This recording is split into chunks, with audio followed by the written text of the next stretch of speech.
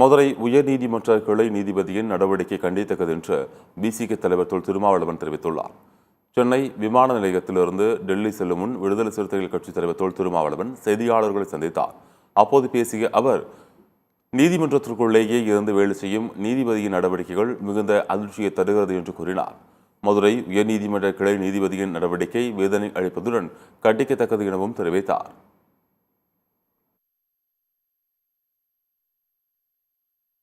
நீதிமன்றத்திற்குள்ளே இருந்து கொண்டே அந்த வேலைகளை செய்து கொண்டிருக்கிற நீதிபதி அவர்களின் நடவடிக்கைகள் மிகுந்த அதிர்ச்சியை தருகிறது.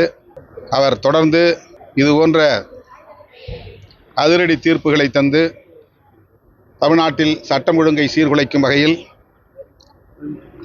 ஒரு கேடான சூழலை உருவாக்கி வருவது கவலை அளிக்கிறது. அவருடைய நடவடிக்கை அதிர்ச்சி அளிக்கக்கூடியது மட்டுமல்ல, கண்டிக்கத்தக்கதுமாகும்.